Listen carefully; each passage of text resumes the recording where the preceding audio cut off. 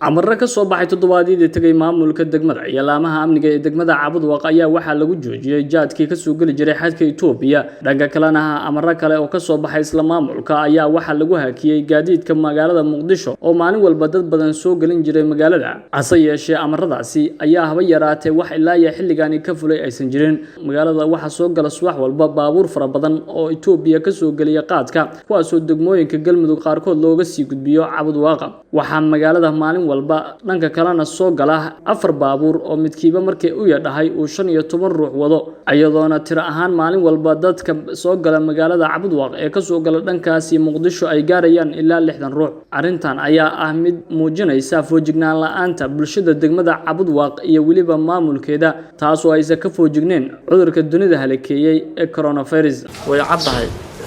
maamulku inuu soo saaray maamulka heer degmo iyo mataqaana Galmudug state inay ka soo baxeen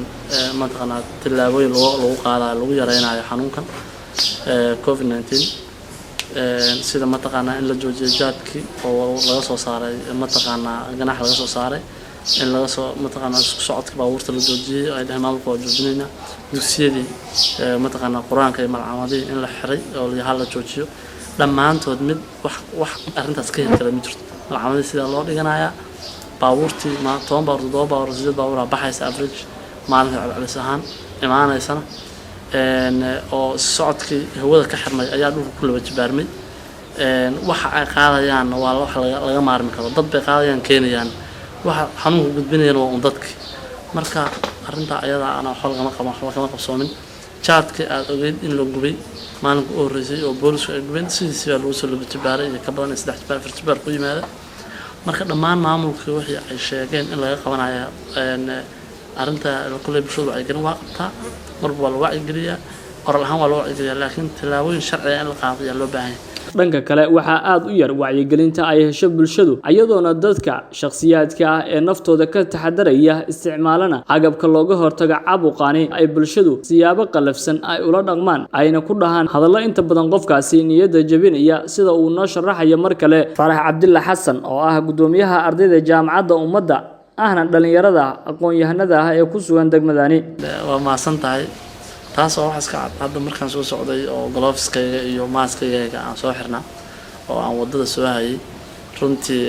mataqaana dad badan baa ila yaabana maxaa xanuunka ku dhacay mana ahan qof markuu xanuun ku dhaco inuu xirtay waa inta xanuun ku dhaco waxa la dhahaa universal precautions ama protective measures bilowga qof inta xanuun ku soo gaarin lagu talagalay inuu xirto waayo xanuunkan xanuun daawo ma aha waa xanuun ka hortag marka bulshadu way kula yaabaan marka aad xiran tahay ayagoo og waliba inuu maanta xanuunkan ay dhibaataysa ayagoo marka waxaan oran lahaa bulshadu sina u wacyi gashan tahay oo wixii wax ka warqabtaa laakiin inay fuliso ayada iyo maamulkeedu baa u dhiman halista caabuqani iyo dayacan ka jira bulshada iyo magaaladani Cabudwaaq ayaa ah mid guud ahaanba ay kala mid yihiin deegaanada Galmudug ayadoona ay keeni karto saameyn ballaaran oo uu ku yeesho caabuqani bulshada deegaanadani sida uu ugu yeeshayba dalal badan oo naga taxadar iyo horumar badan waa Mahad Bashiir Cismaan Mahad Xilif CWTV degmada Cabudwaaq